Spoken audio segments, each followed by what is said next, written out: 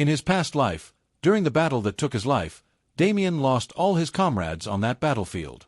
While strolling the field battered and bloodied, he cursed under his breath and complained that it was a reckless operation. He knew it was a death sentence because their unit of barely 100 men had to go up against a force of over 2,000. Back then, Damien was a centurion of the Baroque kingdom's punitive force. He screamed in agony as he watched his comrades die on him, and Damien wished he could have done more. Even though the operation succeeded, the team was annihilated, and Damien blamed himself and wished he were just a little stronger to protect everyone. However, he failed them, and he couldn't even save his own life as he collapsed there on the battlefield, knowing his time was up. As Damien's life flashed before his eyes, several thoughts flashed through his mind, especially all the regrets of his life. Damien wished he had joined the army earlier than at 25, then maybe things would have been different. As the regret continued to eat deep into him, Damien gritted his teeth and yearned for one more chance to do it all over. If only it were possible, he could have started on time and dominated the battlefield along with his comrades, but now he was dying with no miracle in sight. At least that was what he thought during his last moments, but life had other plans for him, and his earnest wish somehow came true. Waking up from dreaming about his past life, Damien frantically runs his hand through his face to make sure it wasn't some wild dream. Thankfully, he confirms that it wasn't a dream, and he had traveled back 17 years before everything began. Damien quietly checks his hands, and then his lower abdomen, where his mana core is located. The mana core is the most important element for warriors training in mana, but in his past life, Damien's mana core was destroyed. However, it is different this time, and Damien is relieved when he sees that everything is intact down there, so he can learn how to use mana. In the previous life, after Parker scammed him out of the insurance money, Damien was kicked out and had to struggle doing odd jobs and chores in the back alley. As an orphan abandoned by his guardian, he even took the fall for the crimes of a higher-up in a back alley gang and ended up in prison. Then, in prison, Damien was forcibly conscripted into the army and dragged off to the battlefield. Damien thought that would be the end of his life as he ended up becoming a centurion, but never would he have dreamed of getting reborn before his life went up in flames. Relieved, Damien slumps back to his bed, heaving a sigh of relief that everything worked out in the end. But the good thing is that all the time and skills he honed during his time in the army were about to save his life as Damien suddenly senses movement outside his door. He immediately springs to his feet and pulls out a dagger from under his pillow. As soon as the intruder opened the door, Damien leaps forward with his dagger to attack them, taking them by surprise. Before they can react, he plunges the dagger into the thigh of one of the intruders before pulling it out swiftly. However, Damien is a little disappointed that only half the dagger went into the thigh, but it was enough to leave the enemy writhing in pain on the ground. Meanwhile, the second intruder throws curses at Damien and charges forward to attack him, but Damien effortlessly dodges the strike. The guy tries to attack again, but Damien suddenly takes a step forward and stabs the assassin in his upper thigh. Damien then swiftly pulls out the dagger and with a terrifying killing intent, stares down at the intruders, asking who sent them. As the intruders are writhing in pain, Damien grabs one of them, demanding to know whether his Uncle Parker sent them. But when the dude refuses to respond, Damien stabs him in the thigh again, furiously asking the same questions. Before he can get a response, another dude, who looks like their boss, waltzes into the room and remarks how terrifying Damien looks. Damien immediately recognizes the blonde as a scumbag from his previous life named Muckman. When Damien calls his name, Muckman is surprised and wonders whether he has already introduced himself. Seeing Muckman involved in this operation, a sudden realization hits Damien as he instantly slays the assassin he was questioning earlier. He then grins as he figures that everything that happened to him in his past life must have been directed by his uncle through Muckman. Back then, after Damien was thrown out, he quickly ran to the back alleys for shelter, but Damien found it quite strange that he was suddenly grabbed by some thugs. Thinking back now, it made sense that everything was orchestrated by Parker just to seize Damien's inheritance. Enraged by this realization, Damien murks the second assassin and with a bloodshot expression declares that Parker really sold him out. Despite the terrifying look on Damien's face, Muckman remains unfazed and immediately charges forward to finish him. However, Damien dodges the attack, leaving Muckman stunned and Damien amused as he wonders whether Muckman was always such weak trash. Refusing to lose to a kid, Muckman continues to attack, but Damien swiftly dodges every single one of them. What Muckman doesn't know is that Damien has a special ability he acquired after getting beaten thousands of times and surviving life-threatening moments hundreds of times. Thanks to all these, Damien somehow developed the ability to see his opponent's movements. The moment the opponent tries to attack him, Damien can tell from their gaze, the direction they step on, the degree their waist twists, and the movement of their shoulders, all of which clearly show him where they're going to attack. As Muckman charges towards him again, Damien's ability has already mapped out that Muckman was going to stab him in the head. Thanks to this, Damien swiftly dodges the attack, leaving Muckman surprised and infuriated at the same time. Refusing to be bested by a brat, Muckman erratically attacks, but his movements are too obvious as Damien dodges them effortlessly. Before Muckman can react again, Damien strikes his wrist, causing him to drop his blade. Muckman tries to reach for his blade while Damien pulls out his dagger from Muckman's wrist. Muckman curses Damien under his breath, but before he can pick up the sword, Damien somehow stabs him in the abdomen without any warning. Shocked and confused, Muckman drops to the ground as he tries to make sense of the whole situation. However, no matter how he looks at it, he's unable to understand how a mere brat defeated him just like that. Without hesitation, Damien pulls out the dagger, leaving Muckman almost in tears as he wonders how a 13-year-old dodged his ultimate moves and even stabbed him so easily. Sensing the curiosity in Muckman's expression, Damien decides to put him out of his misery and explain how he was defeated. Damien proudly revealed that he could see exactly where Muckman was going to attack, so he could predict the next movement the moment Muckman raised his arm.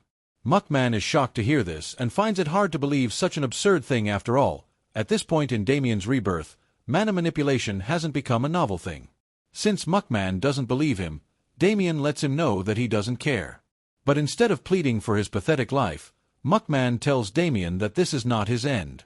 He grits his teeth, threatening that his guys will come for revenge when the rumors of his capture spread. However, Damien reminds him that he's about to die here, so no one will spread any rumors. With a blade to Muckman's throat, Damien warns him to be smart and reveal whether Parker contracted them to take him out. But Muckman remains quiet, refusing to talk, so Damien threatens to cripple him and make him live the rest of his life limping. Seeing the terrifying expression on Damien's face, Muckman can't help but wonder how a 13-year-old could look so empty and cold-blooded. Terrified, Muckman quickly reveals that Parker contracted them to take Damien alive. But the moment this confession leaves Muckman's mouth, Damien's blade swiftly ends him, leaving Muckman in shock as his life flashes before his eyes. After eliminating the last intruder, Damien decides to clean house before embarking on his quest to conquer the world. One of the few lessons he carried over from his previous life was the importance of avoiding unnecessary enemies. However, if circumstances forced him to make one, he believed in crushing them completely before they had the chance to return and become a threat in the future. Elsewhere, Parker and another lackey named Montal are anxiously checking the time while waiting for Muckman to bring Damien.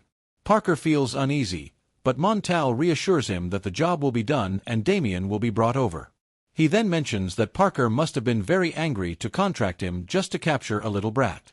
Recalling how he was humiliated, Parker responded by slamming his fist on the table while nursing his ripe cheek fillers from Damien's punch.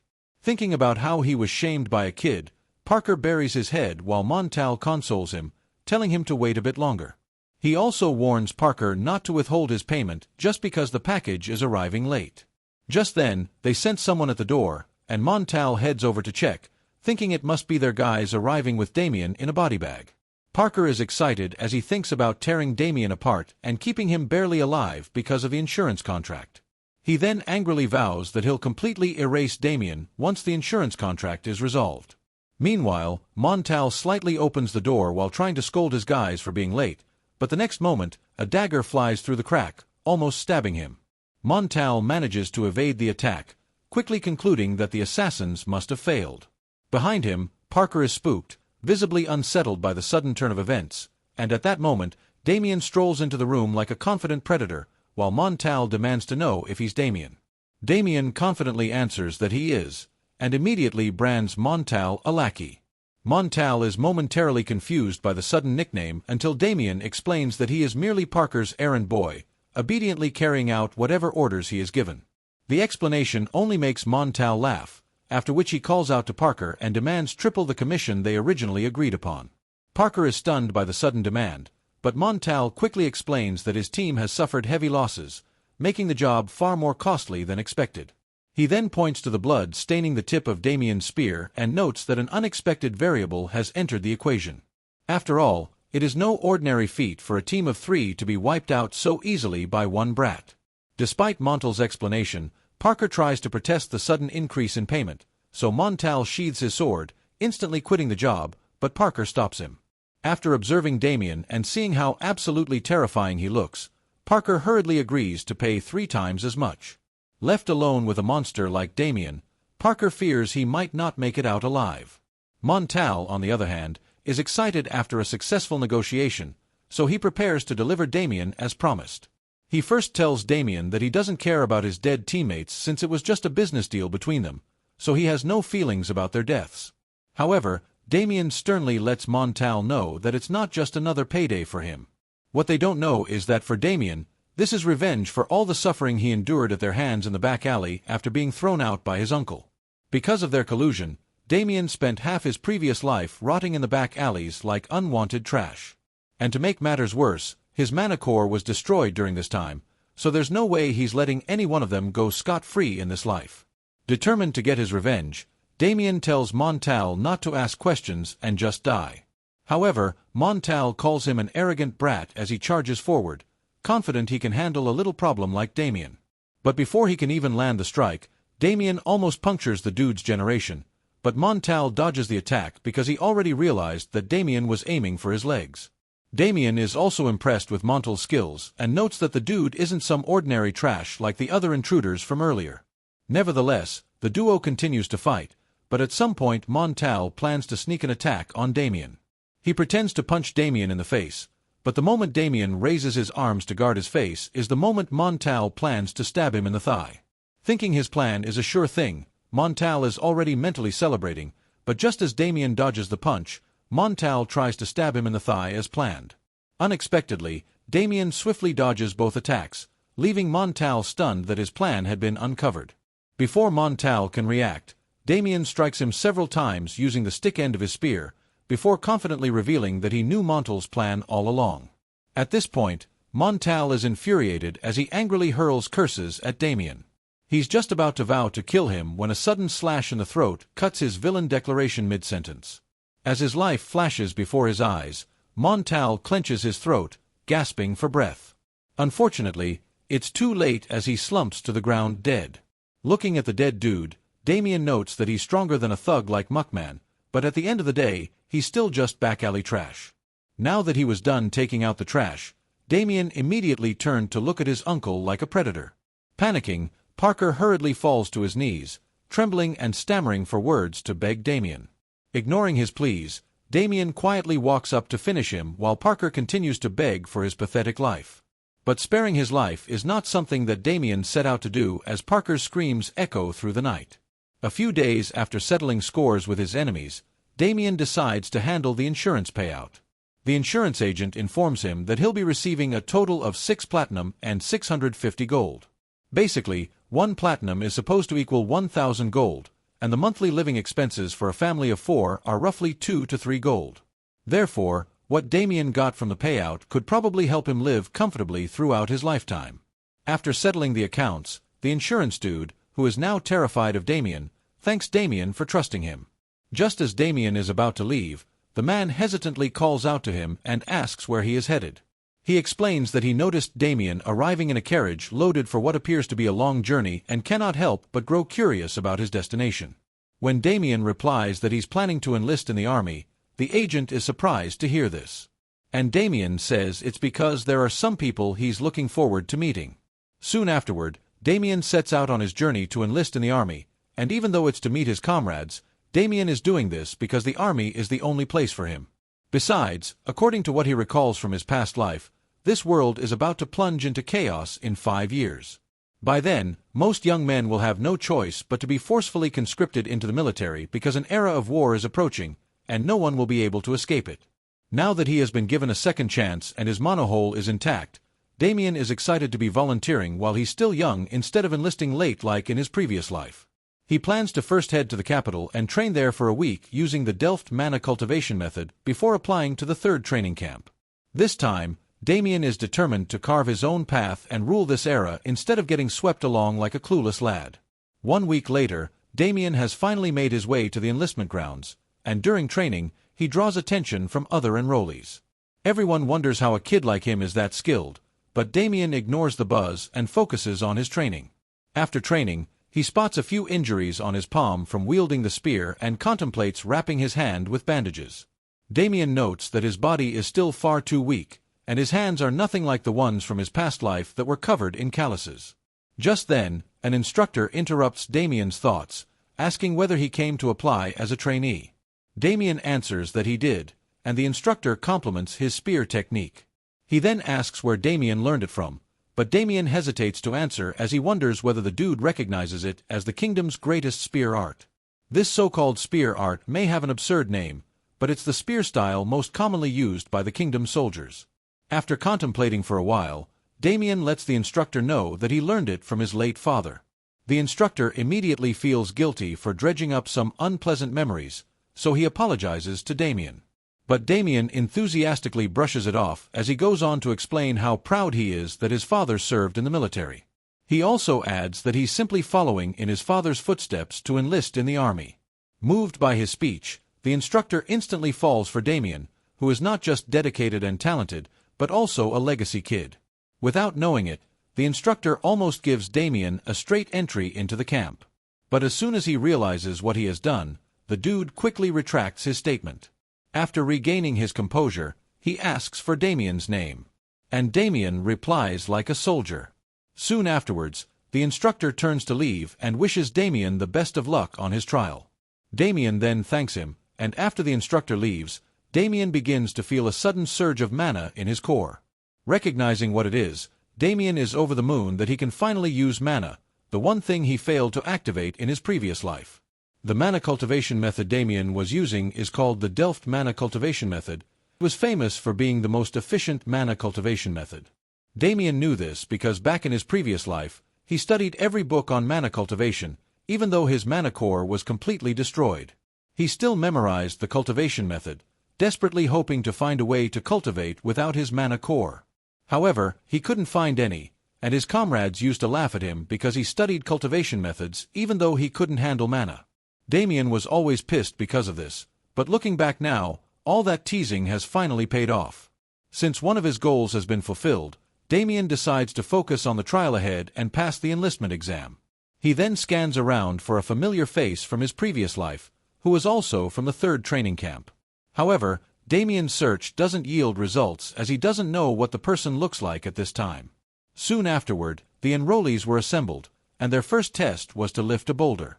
The test is considered simple, but lifting a boulder over your head weighing over 30 kilograms is no easy feat. However, it was the perfect test for weeding out overambitious rookies, and Damien is not one of them as he breezes through the first test with a little sweat. This might be tougher for others, but not for Damien thanks to the fact that he has achieved 1-star mana. After the first test, an instructor announces that the second test is a long-distance race. He explains that they have 1 hour and 30 minutes to finish the race course. According to the rules, they are allowed to bump shoulders or have minor collisions with other applicants while running. However, he warns that applicants are strictly prohibited from attacking each other. Damien immediately realizes that this rule is probably because a few instructors are mixed into the crowd to spice things up. The instructor then continues to read the rules, informing them that those who step off the designated track will be disqualified. After hearing the rules, Damien is amused, as he looks forward to an interesting test. A few minutes later, Damien is warming up for the race when some blonde dude acts all chummy with him.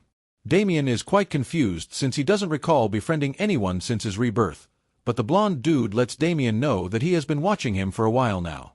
Damien is confused and wonders why the dude was keeping an eye on him. Just then, he realizes that the blonde dude seems familiar, but while he's still trying to place the face, the dude shoves his face too close to Damien, asking whether Damien has no idea why he's curious about him. Seeing Damien still lost, the blonde dude suddenly whispers into his ear, revealing that he knows about Damien's use of mana.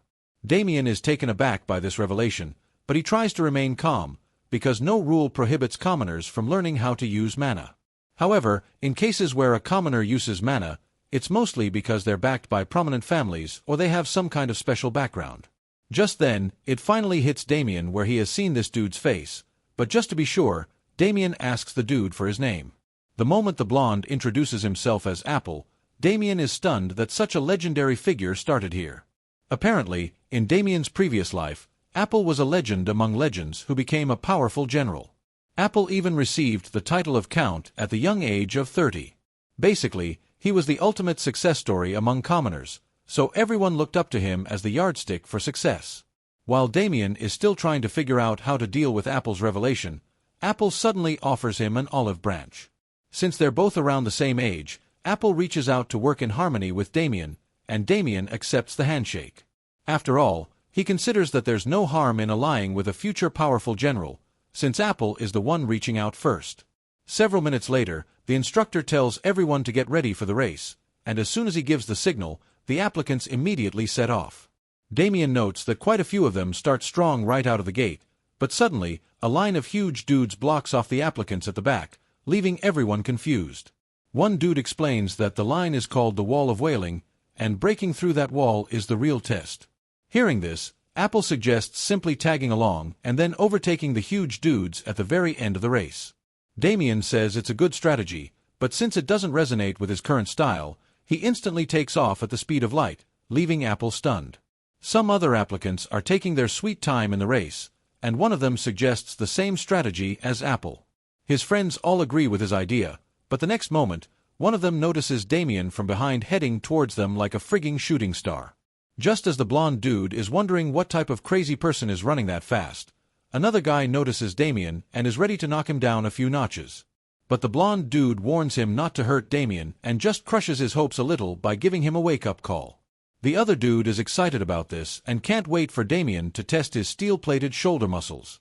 However, he promises to go gentle on him, but before he can finish that sentence, Damien effortlessly pulls the hunk out of the way like paper, instantly breaking the wall. The hunk is stunned, speechless, while Damien easily zooms off, leaving them behind, panicking. Some of them soon begin to chase after him, confirming Damien's suspicions that skilled instructors have been mixed into the applicants. However, Damien is not worried in the slightest since they're just training camp instructors, and he doesn't even rate them. Meanwhile, behind them, the normal applicants are still struggling to keep up, except for Apple, who is fired up by Damien and decides to follow in his footsteps. Apple immediately darts off, leaving the other applicants in shock, but this gives them a sudden pump of adrenaline to push forward instead of their initial plan to follow behind until the last minute. Meanwhile, in front, the instructors are surprised to see another fast monster heading towards them. In the audience, other instructors are also watching the whole bizarre turn of events, and one of them notes that the vibe on the training ground has slightly shifted.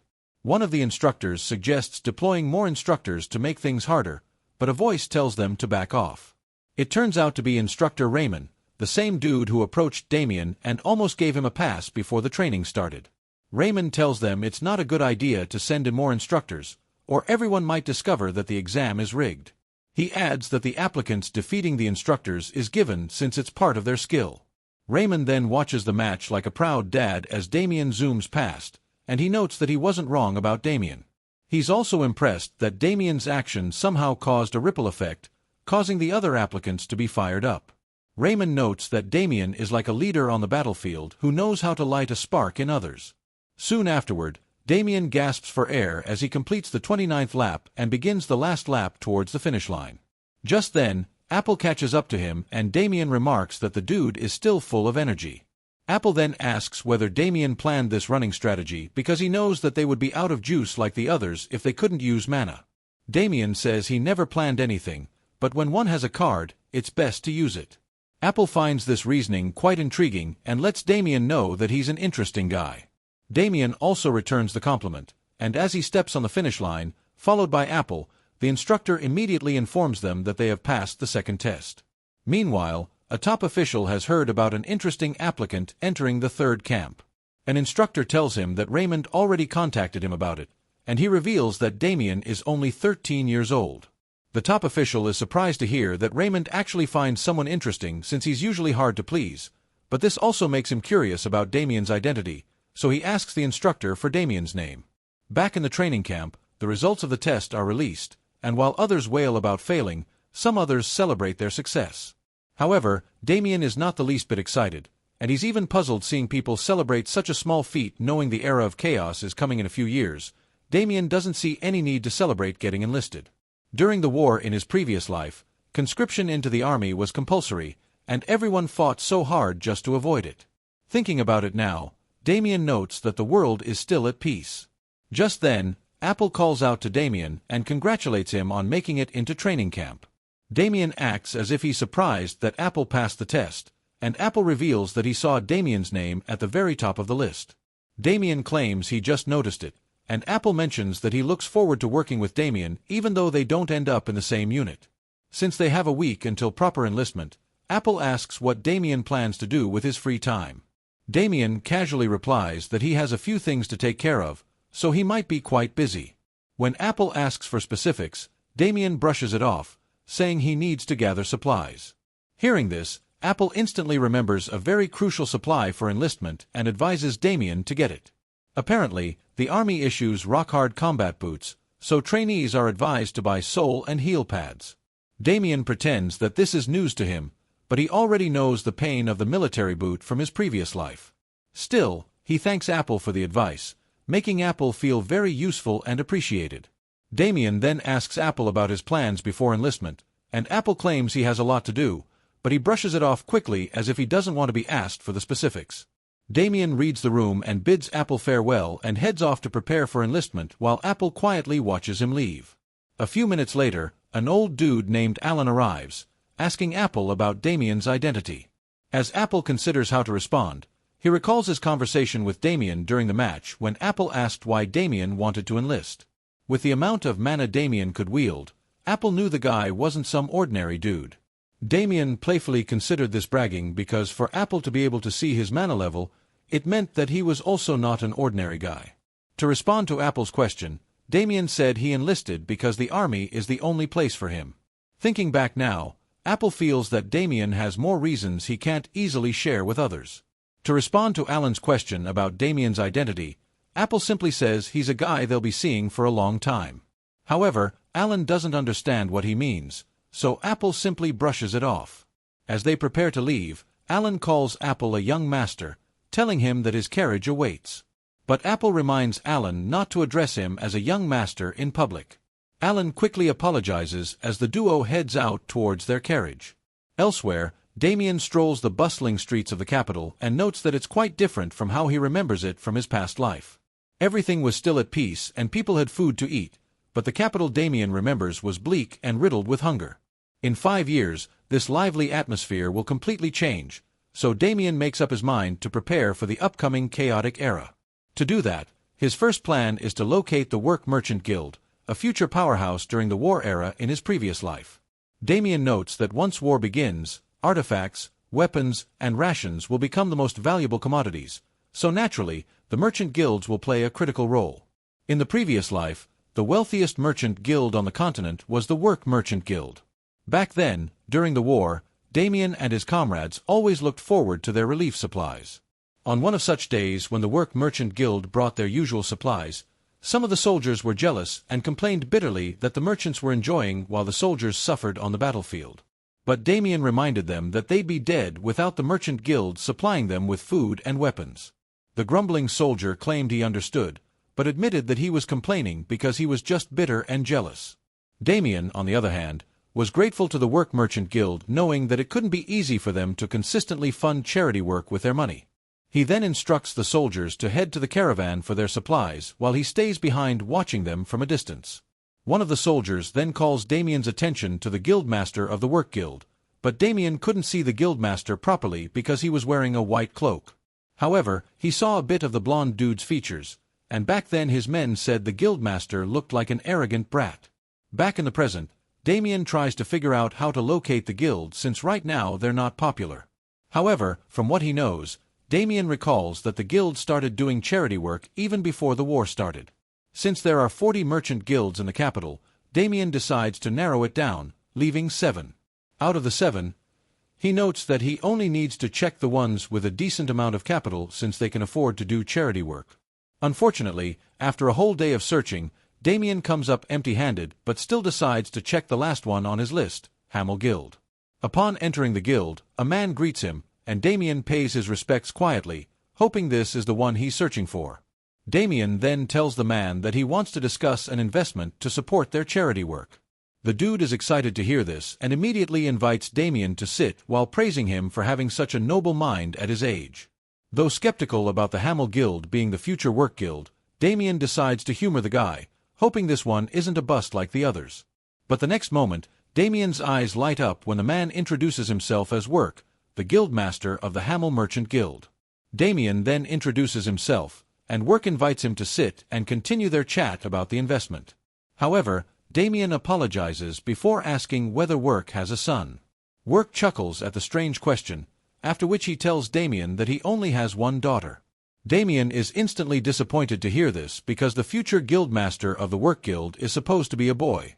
However, his disappointment vanishes the moment Work's daughter, Deal, steps into the room. Damien immediately realizes that she looks like the man in the white cloak from his previous life, but because of the gender, he's still a bit skeptical. After Deal arrives, Work introduces Damien to her, explaining that he wants to invest in their charity project. Deal cheerfully greets Damien and questions him again about the investment just to make sure what she heard from her father is true.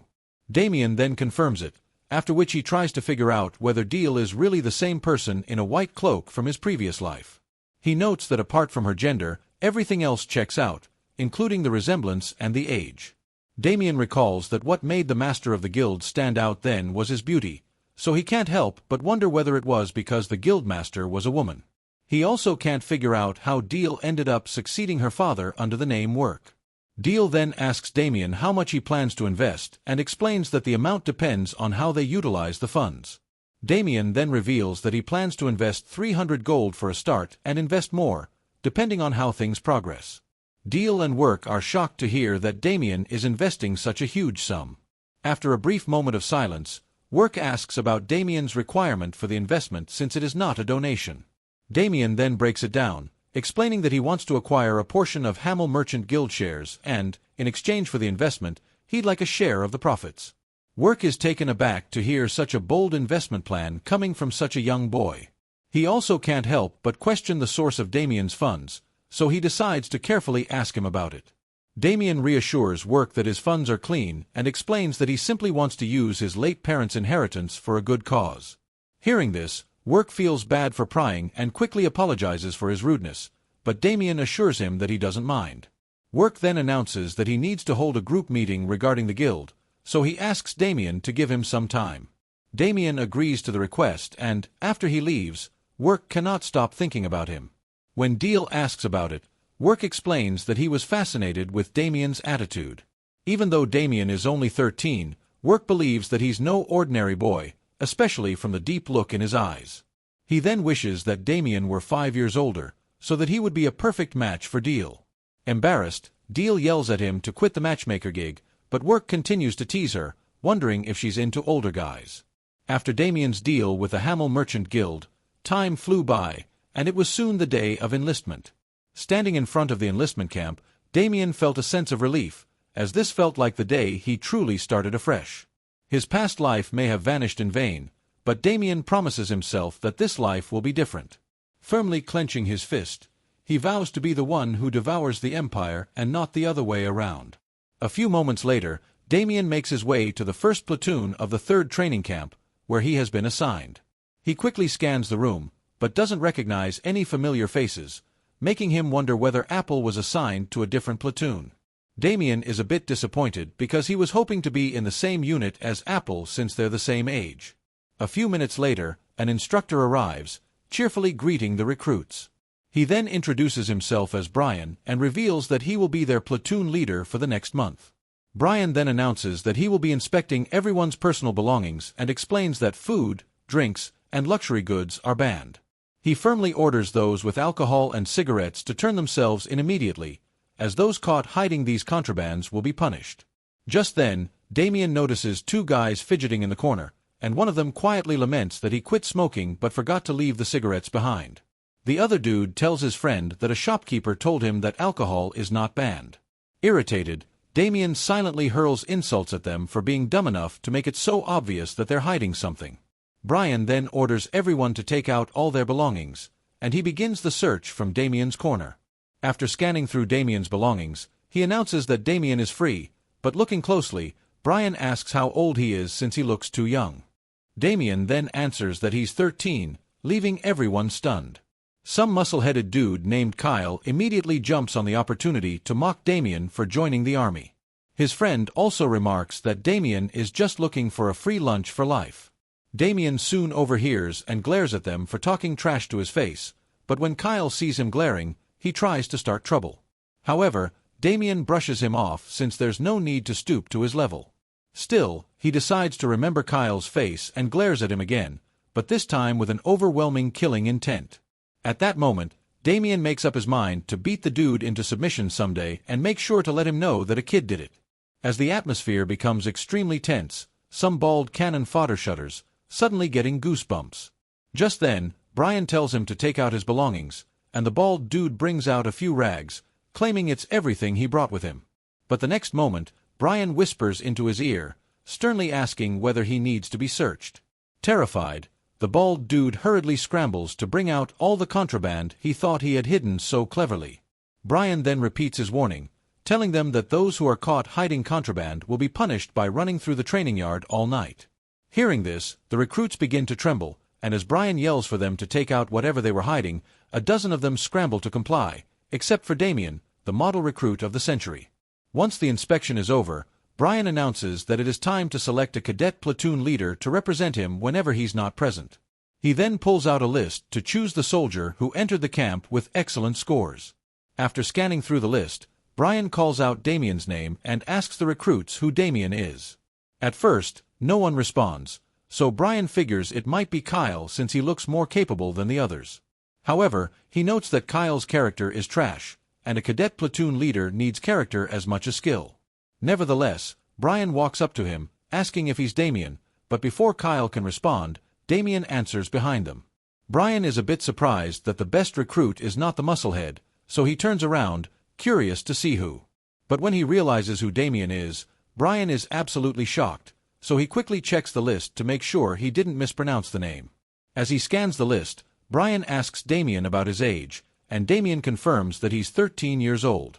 Before Brian can make sense of how a 13-year-old scored higher than everyone, Kyle chimes in with his unsolicited comment, looking down on Damien. As if irritated by trash, Kyle remarks that a brat like Damien cannot be their cadet platoon leader. He also mentions that the military is not a place for playdates, but Brian immediately shuts him up.